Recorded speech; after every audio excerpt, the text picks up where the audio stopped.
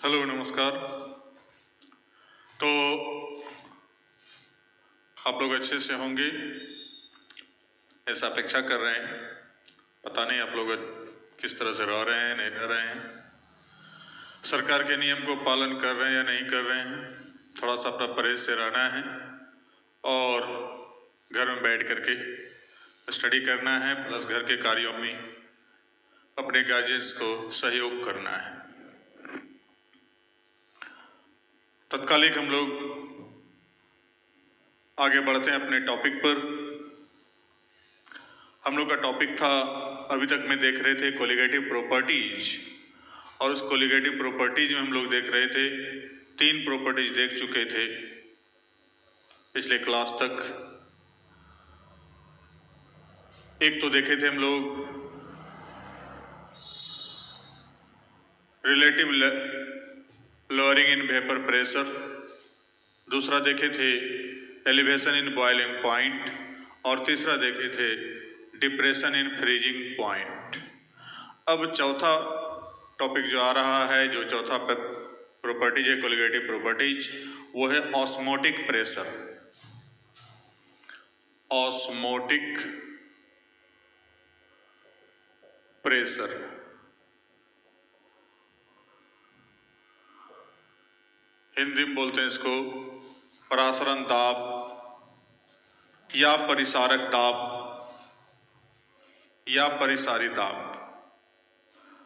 तो चूंकि हिंदी यहां लिखना नहीं है, तो ऑस्मोटिक प्रेशर किसको कहते हैं पहले ये देखें। एक सिंपल सा काम करते हैं हम लोग, 2 सॉल्यूशन लेते हैं अलग अलग सांद्रण वाला। 2 सॉल्यूशन लिए 2 विलियन। अब दोनों को संपर्क में लाना चाहते हैं, लेकिन बीच में एक सेमी परमेबल मेम्ब्रेन है, अर्ध पारगम्य झिल्ली। एक सेमी परमेबल मेम्ब्रेन डाल रहे हैं, इधर भी एक सॉल्यूशन ले रहे हैं,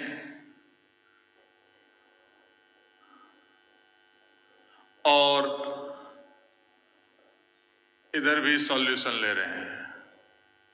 तो दोनों डिफर सॉल्यूशन हैं। अब एक का कॉन्सेंट्रेशन जो है ये लो कॉन्सेंट्रेशन है,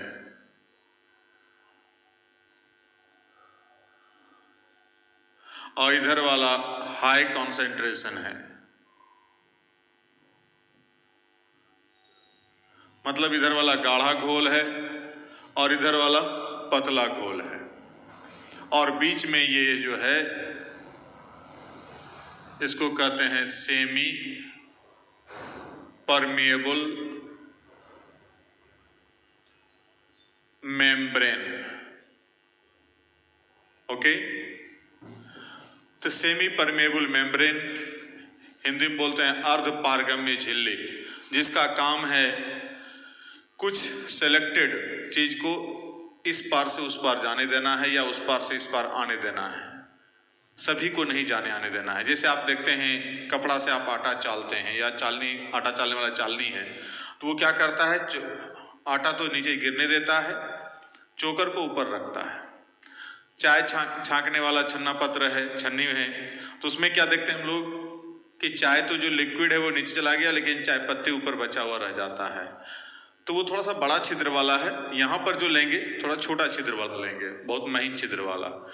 तो खैर जो भी हो, जैसे हम लोग का स्किन है, तो ये भी क्या है, सेमी परमेबल मेम्ब्रेन है, अर्ध पारगम्य झिल्ली। पसीना बाहर निकल जाता है, बाकी अंदर रह जाता है सब कुछ। तो ये जाकर के जो है कि हमको सेमी परमेबल मेम्ब्रेन का काम करता है, हर एक चीज को बाहर से अंदर नहीं जाने देता या अंदर से बाहर नहीं आने देता है। तो वैसे कंडीशन में ये जो झिल्ली है वो सेमी परमेबल मेम्ब्रेन, वो जाकर के हमको सेलेक्टिवली परमेबल है, अर्थात सेलेक्टिव चयनात्मक, मतलब अपना सेलेक्ट करके कि किसको जाने देना है और किसको नहीं जाने देना है, उस हिसाब से जाकर के जो है कि ये काम करता है। अब दोनों सॉल्यूशन को जब रखते हैं, सारा चीज सुटेबल कंडीशन में ला दिए हैं, तब क्या देखते हैं हम लोग, लो कॉन्सेंट्रेशन वाला जो सॉल्यूशन है इसका सॉल्वेंट का मॉलिक्यूल छिद्र से होकर इधर जाने का प्रयास कर रहा है या जाता है।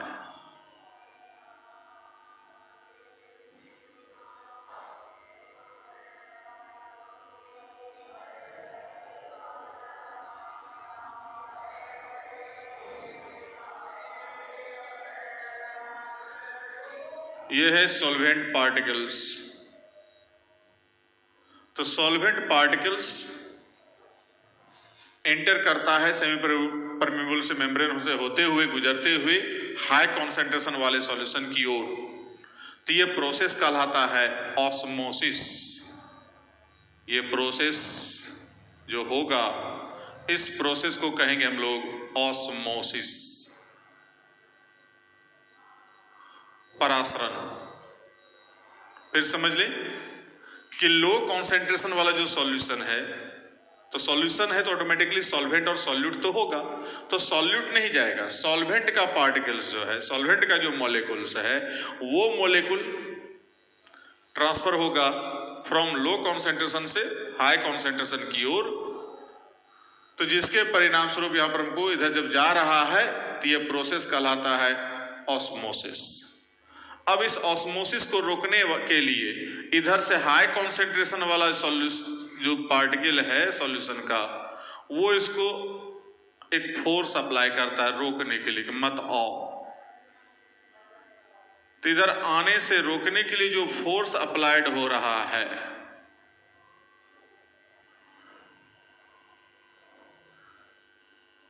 अप्लाइड फोर्स,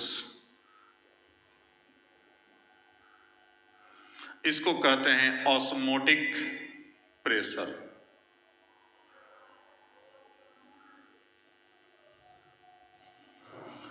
यह कहलाता है ऑस्मोटिक प्रेशर। तो हम लोग यहां पर समझ लिए फिर से एक बार कि जाकर के लो कॉन्सेंट्रेशन वाला जो सॉल्यूशन है, उसमें जो उपस्थित सॉल्वेंट का पार्टिकल्स है, वो सेमी परमेबल मेम्ब्रेन से होते हुए हाई कॉन्सेंट्रेशन वाले सॉल्यूशन की ओर जाने का प्रयास करता है या जाता है। तो जाने की प्रक्रिया कहलाएगा, प्रोसेस कहलाएगा ऑस्मोसिस। और इस दौरान इसके अपोजिट हाई कॉन्सेंट्रेशन वाला जो पार्टिकल्स है सॉल्यूशन का, वो एक फोर्स अप्लाई करता है। इस फोर्स को कहते हैं ऑस्मोटिक प्रेशर। तो ये समझ गए हम लोग, एक तरफ सॉल्यूशन है हाई कॉन्सेंट्रेशन वाला, इधर सॉल्यूशन है लो कॉन्सेंट्रेशन, मतलब सॉल्यूशन फर्स्ट लो कॉन्सेंट्रेशन, इधर है सॉल्यूशन सेकेंड हाई कॉन्सेंट्रेशन। तो दो सॉल्यूशन लिए हैं, सॉल्यूशन फर्स्ट और सॉल्यूशन सेकेंड लिए हैं, बीच में सेमी परमेबल मेम्ब्रेन लिए हैं, जिसमें से जब इसको लेते हैं सारा चीज कंडीशन को, सुटेबल कंडीशन को एडजस्ट कर दिए। एडजस्ट करने के बाद इधर से लो कॉन्सेंट्रेशन वाला सॉल्यूशन का जो सॉल्वेंट का पार्टिकल्स है, वो पार्टिकल्स सेमी परमेबल मेम्ब्रेन को होते हुए प्रवेश करेगा दूसरे सॉल्यूशन की ओर। यह प्रक्रिया कहलाएगा ऑस्मोसिस, या प्रोसेस जो होगा ऑस्मोसिस होगा। और इस दौरान जो भी इसका अपोजिट जो हाई कॉन्सेंट्रेशन वाला जो पार्टिकल्स है, वो एक फोर्स अप्लाई करता है। इस फोर्स को हम लोग कहते हैं ऑस्मोटिक प्रेशर। तो इस प्रकार से हम लोग ऑस्मोटिक प्रेशर के बारे में जान गए। अब इसका एक जनरल एग्जांपल लेते हैं हम लोग। एक आलू ले लेंगे, उसका कच्चा आलू, उसके बाहर से छिलका हटा देंगे, छिल करके घर में बैठ के कर भी सकते हैं। अब उसके बाद उसको दो पार्ट में बांट दिया, आलू को बीचों बीच काट करके दो पार्ट कर दिए। दो पार्ट करके एक पार्ट जो हाफ पार्ट है, उसमें बीच में थोड़ा सा गड्ढा खुरस देंगे चम्मच से, मतलब आलू का जो पार्ट है उसको थोड़ा सा गड्ढा निकाल करके हटा लेंगे, बीच में गड्ढा मतलब कटोरी टाइप का बना लेंगे उसको। मतलब इस प्रकार से ये आलू का हाफ टुकड़ा है। अब इसमें बीच से जो है कि गड्ढा खोद करके इसको निकाल लिए, तो यहां गड्ढा हो जाएगा बीच में। तो बीच में जो गड्ढा हो रहा है, अब उसके बाद एक थाली लेंगे। अब यह थाली है कोई बर्तन, अब उसमें जाकर के जो है कि कलरफुल पानी डालेंगे, पूरा डूबा हुआ नहीं होना चाहिए।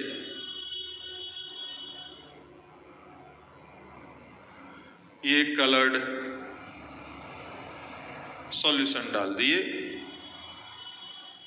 अब कलर्ड सॉल्यूशन जैसे डाले, थोड़ा देर छोड़ देते हैं जब, तो देखते हैं क्या है कि यहां से गड्ढा में कुछ कलर्ड सॉल्यूशन आ गया। तो ये कलर्ड सॉल्यूशन जो आया,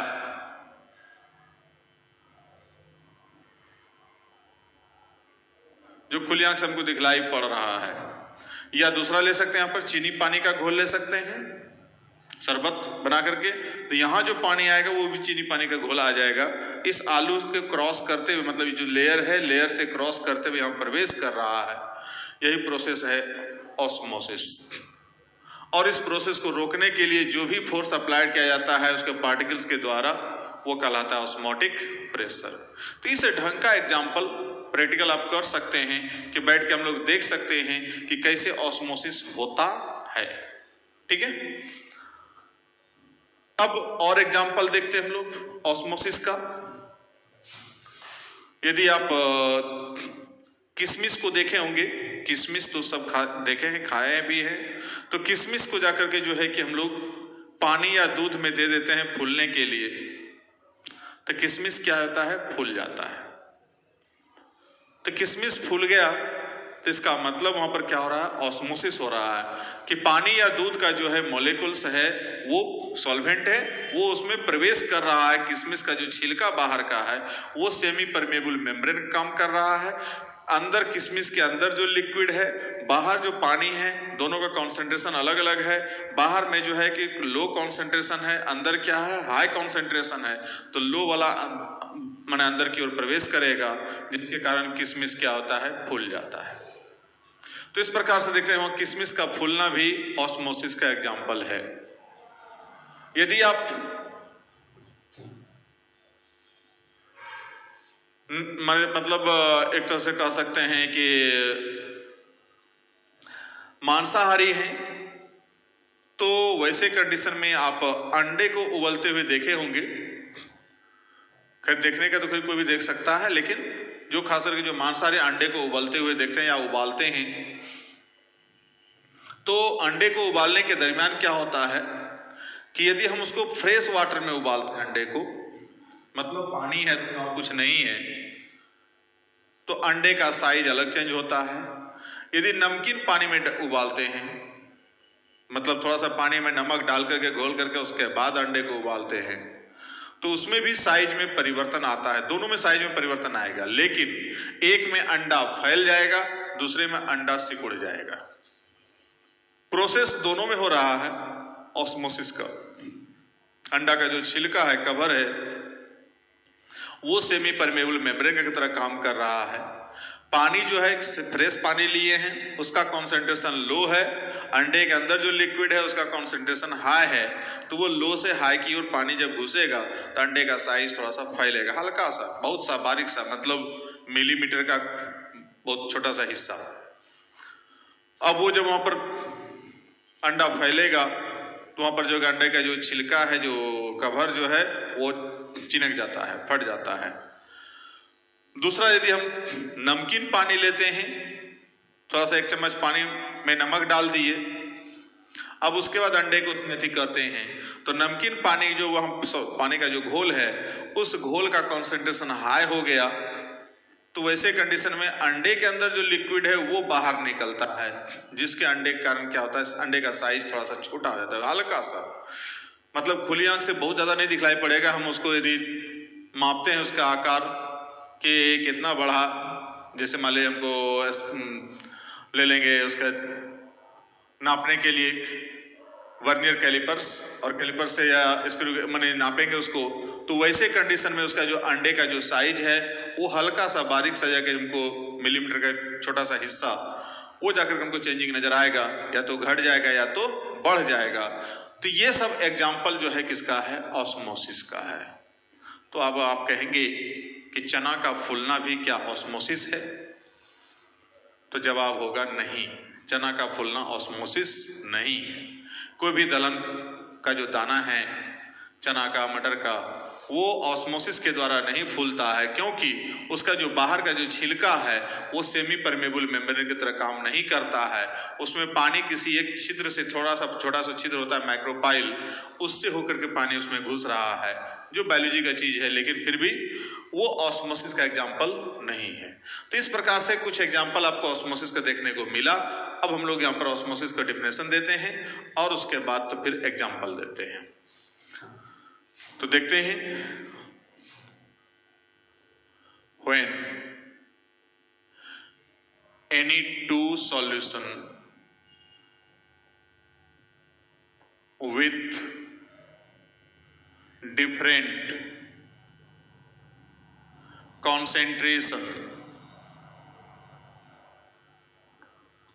are kept in contact with each other by the help of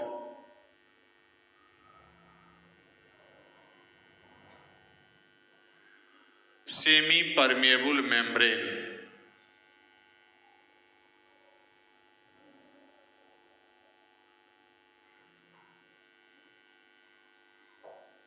then solvent molecules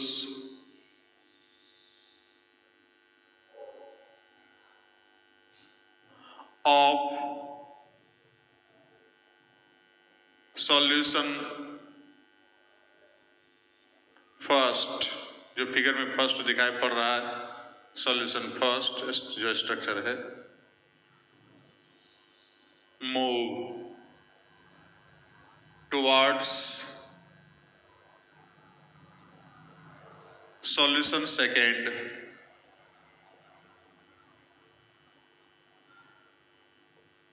by the pores of membrane. जो मेम्ब्रेन है उसके छिद्र के सहायता से वो उधर की ओर जा रहा है। This phenomenon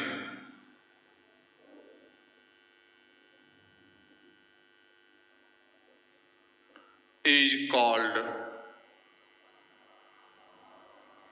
osmosis. During this period, particles of second solution या solution second oppose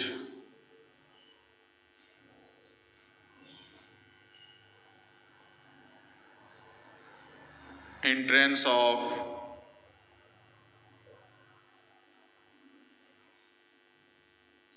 solvent of solution first by the help of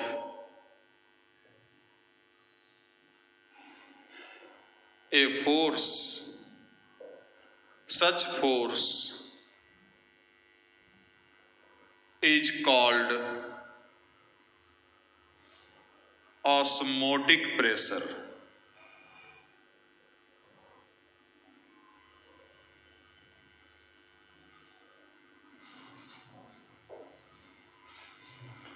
तो ये है ऑस्मोसिस और ऑस्मोटिक प्रेशर का डेफिनेशन। फिर से एक बार समझ लें, when any two solutions with different concentration, अलग अलग concentration, low concentration, high concentration, दोनों को केप्ट मैंने रख रहे हैं in contact with each other, एक दूसरे के संपर्क में रख रहे हैं, by the help of semi permeable membrane, अर्धपारगम्य झिल्ली की सहायता से। अर्धपारगम्य झिल्ली बीच में रखे, एक तरफ लो कॉन्सेंट्रेशन सॉल्यूशन, दूसरी तरफ हाई कॉन्सेंट्रेशन सॉल्यूशन रख दिए, तब कहता है कि solvent molecules of solution first, solution first का जो सॉल्वेंट पार्टिकल्स है या मोलेकुल्स है वो जा रहा है किधर, मूव कर रहा है toward solution second, bye the help by the pores of membrane, membrane के छिद्र से होकर के, जो छिद्र है बीच में उस छिद्र से होकर के उधर प्रवेश करेगा। इस घटना को कहेंगे, this phenomenon is called osmosis. During this period, इस घटना के दौरान particles of solution second oppose entrance of solvent of solution first. जो सॉल्यूशन फर्स्ट जो है कि हमको इधर जा रहा है उसका अपोज करता है इसका particles bye the help of a force, एक फोर्स लगा रहा है, उस फोर्स को हम लोग कहेंगे ऑस्मोटिक प्रेशर। तो ये है ऑस्मोटिक प्रेशर, और ये जाकर के हमको यहां पर इसी चीज को दिखला दिया, दैट इज इतना। देख लीजिए जल्दी से।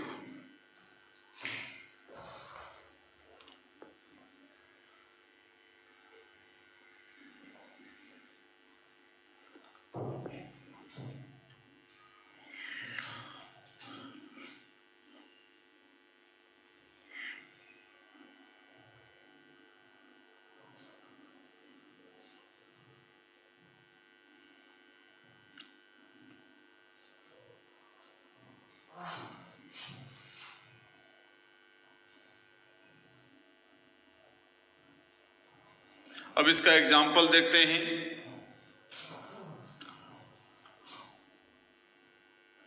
एग्जाम्पल पहला नंबर, root of any plant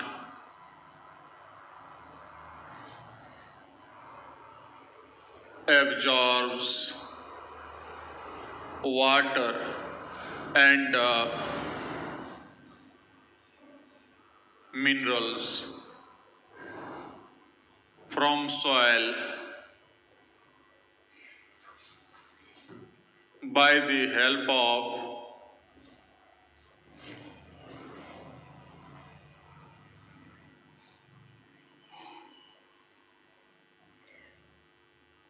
osmotic pressure,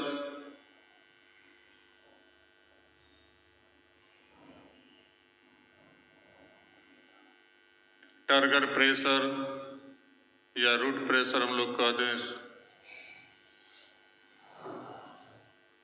etcetera.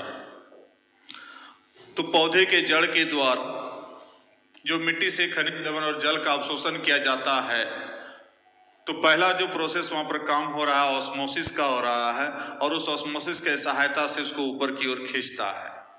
तब जाकर फिर जाइलम के सहायता से पौधे के होल बॉडी तक उस खनिज लवण और जो पानी है उसको पहुंचाया जाता है पत्तियों तक, जहाँ की भोजन का निर्माण होगा। लेकिन उसके पहले यहाँ पर जो है कि हमको ऑस्मोटिक प्रेशर और ऑस्मोसिस के सहायता से वहां पर पानी एब्जॉर्ब किया जाता है। दूसरा example,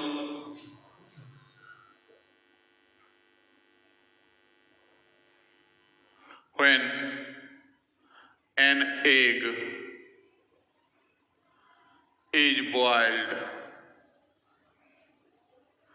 in fresh water, then its size increases,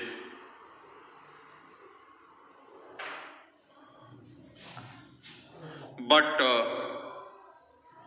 on boiling such egg in salty water,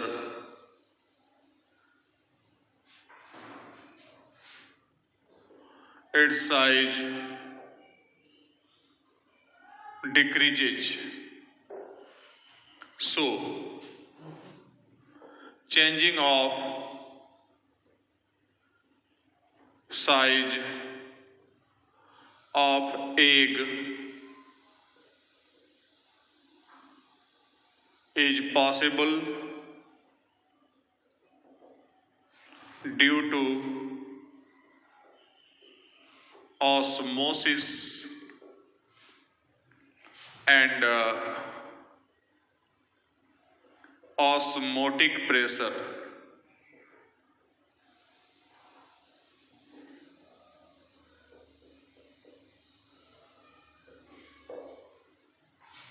मतलब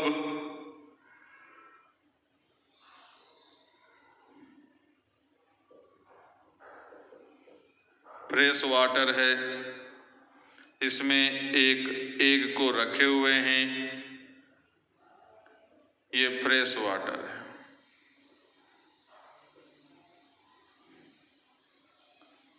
बिफोर बॉइलिंग,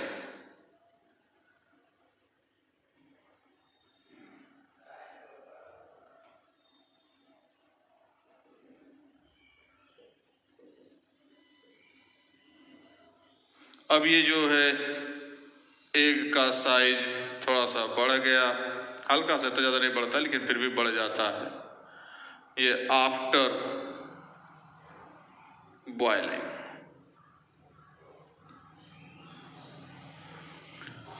अब दूसरे तरफ इसी अंडे को हम लोग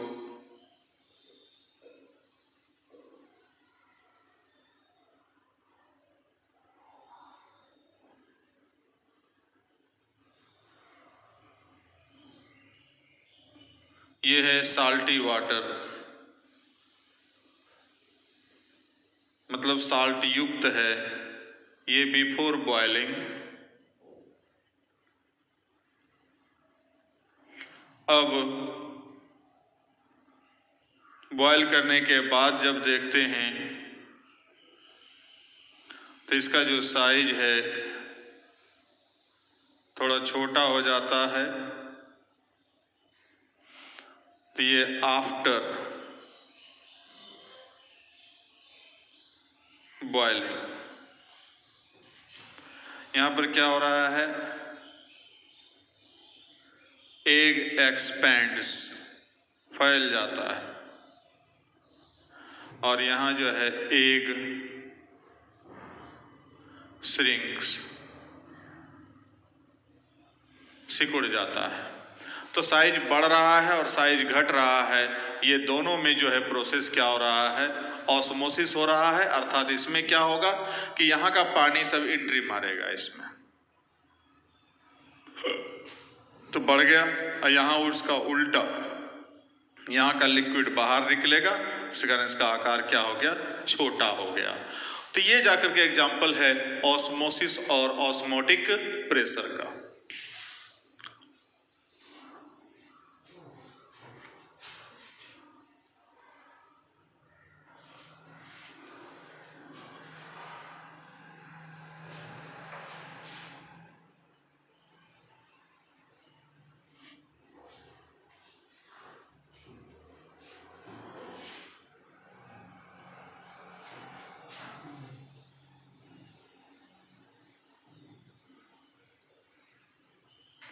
अब हम लोग देखते हैं types of solution.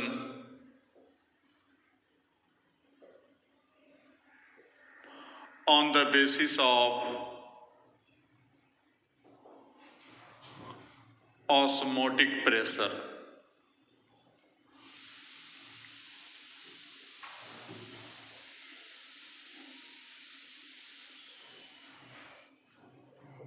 On this basis,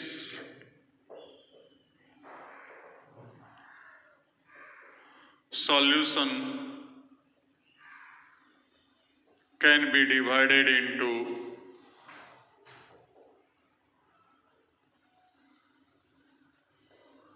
following three types। तीन भाग में बांट रहे हैं। एक हो गया आइसोटोनिक सॉल्यूशन,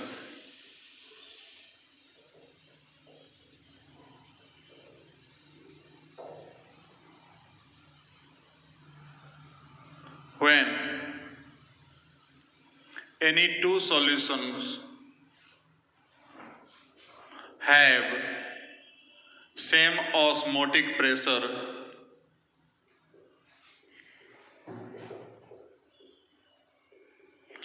मतलब किसी भी दो सॉल्यूशन का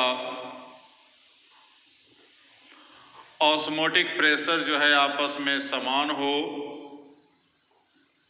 then both are called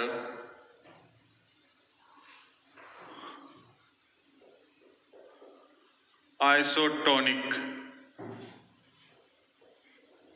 solutions of each other। एक दूसरे का कहलाएगा ऑस्मोटिक, माने आइसोटोनिक सॉल्यूशन जब ऑस्मोटिक प्रेशर दोनों का समान होगा। मतलब कोई 2 विलयन लेते हैं, कोई 2 सॉल्यूशन लेते हैं और दोनों का ऑस्मोटिक प्रेशर जब आपस में समान रहेगा तो उसमें क्या कहलाएगा, वो आइसोटोनिक सॉल्यूशन एक दूसरे का, दोनों का जो है कि हिंदी में बोलते हैं समपरासरी विलयन या समपरिसारक विलयन। मतलब जब परासरण दाब या ऑस्मोटिक प्रेशर आपस में इक्वल रहे किसी भी 2 विलयन का, 2 सॉल्यूशन का, उसको हम लोग कहेंगे आइसोटोनिक सॉल्यूशन। लेट या बाद में ही मानते हैं, पहले परिभाषा लिखा लेते हैं। Hypotonic solution when osmotic pressure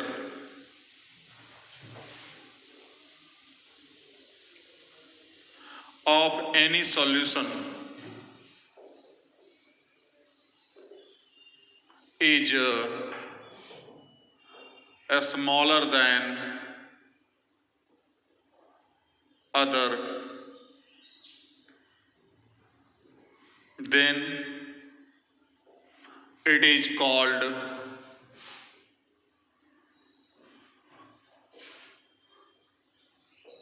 hypotonic solution। और तीसरा hypertonic,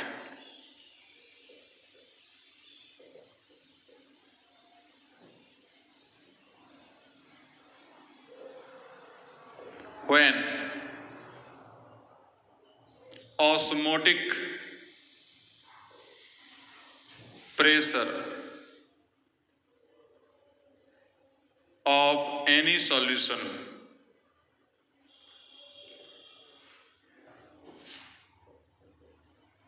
is larger than other, then it is called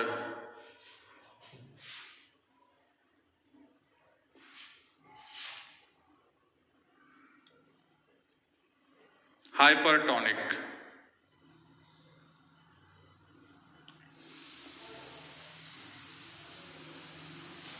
solution. कहता है कि जब कोई 2 सॉल्यूशन लेंगे उसका ऑस्मोटिक प्रेशर आपस में जब एक दूसरे से इक्वल रहे, बराबर रहे, तो उसको हम लोग कहेंगे आइसोटोनिक सॉल्यूशन। जब जाकर के जो है कि किसी एक सॉल्यूशन का ऑस्मोटिक प्रेशर कम रहेगा तो उसको कहेंगे हाइपोटोनिक, और किसी एक का अधिक रहेगा दूसरे की तुलना में तो वो कहलाएगा हाइपरटोनिक। अब यहां पर हम लोग इसको एक मान करके थ्योरेटिकली समझ लें।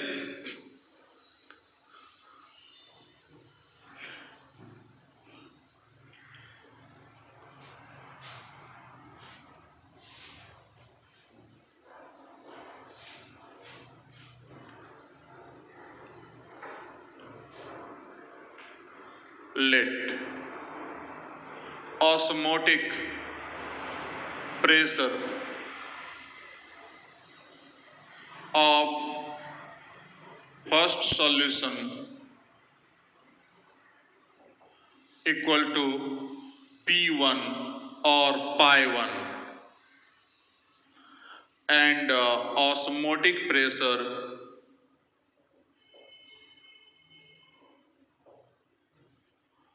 of second solution equal to P2 or pi2। अब केस 1, if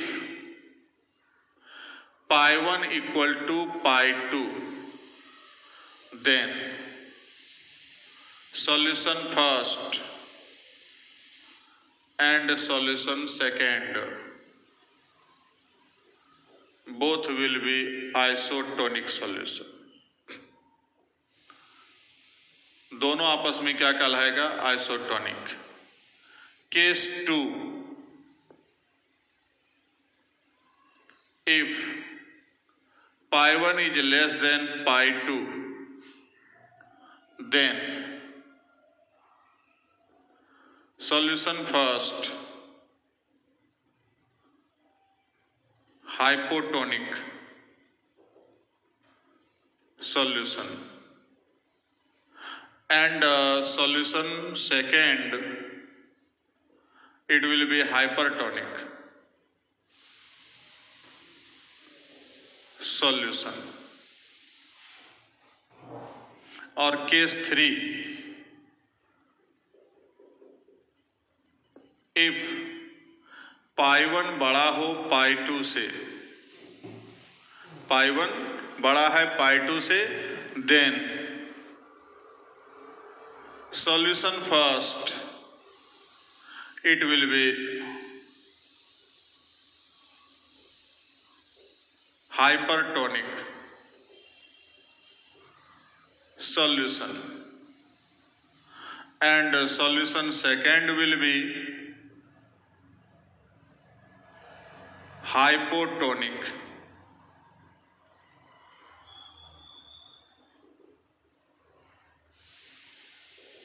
सॉल्यूशन.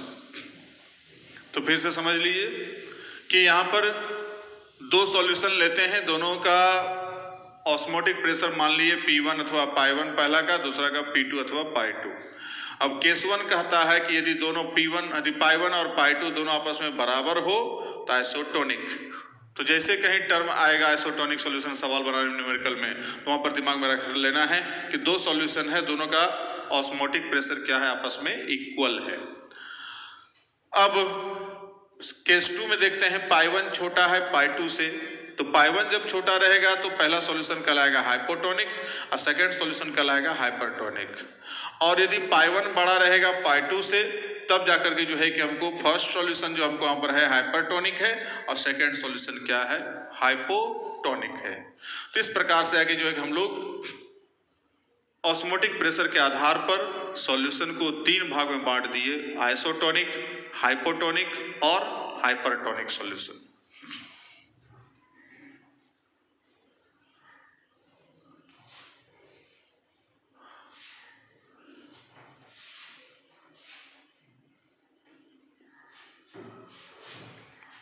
अब इसके बाद देखते हैं रिवर्स ऑस्मोसिस.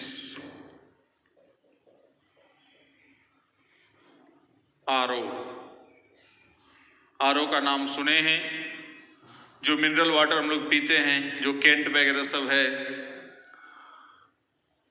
केंट माने पानी को जो फिल्टर करने वाला जो मशीन है, जिसको केंट या अदर कंपनी के जो भी नाम हो, उसको कहते हैं हम लोग आरओ. मतलब वहां प्रोसेस क्या हो रहा है? आरओ हो रहा है, अर्थात रिवर्स ऑस्मोसिस. ऑस्मोसिस का उल्टा. ऑस्मोसिस में क्या हम लोगों ने देखा कि लो कॉन्सेंट्रेशन वाला सॉल्यूशन का जो सॉल्वेंट है वो हाई कॉन्सेंट्रेशन वाला सॉल्यूशन की ओर प्रवेश करता है, जिसको कहते हैं osmosis.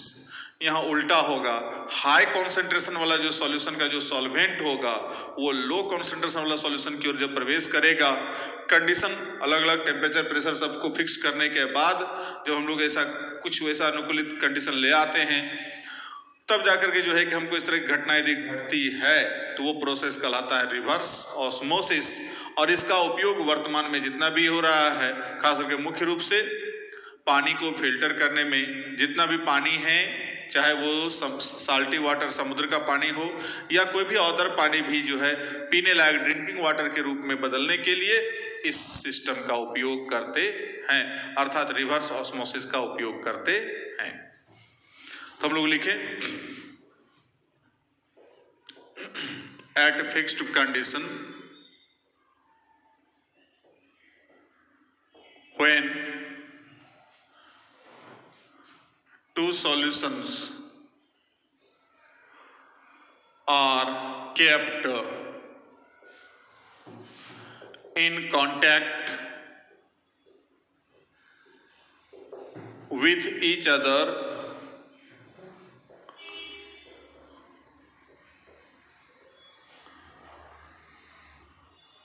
with the help of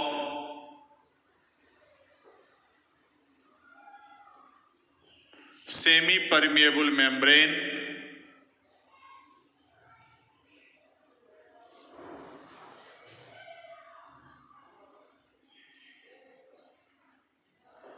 then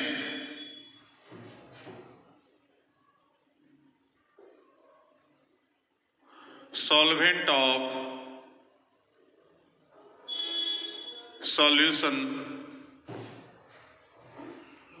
with high concentration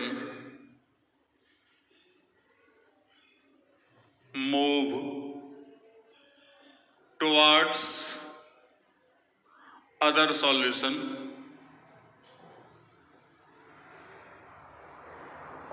so this phenomenon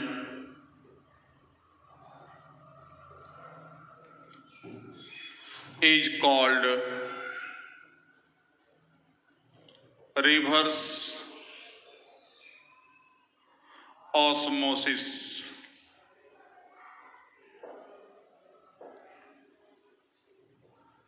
This process is utilized for changing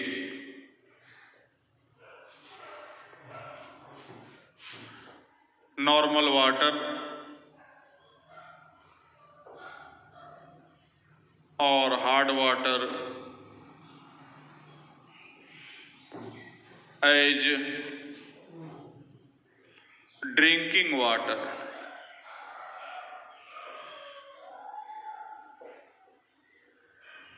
ठीक है कि हाई कॉन्सेंट्रेशन वाला सॉल्यूशन जो है वो किधर जाएगा, लो कॉन्सेंट्रेशन वाला सॉल्यूशन का जो सॉल्वेंट है लो कॉन्सेंट्रेशन वाला सॉल्यूशन की ओर जाएगा, तो ये प्रोसेस कहलाएगा रिवर्स ऑस्मोसिस।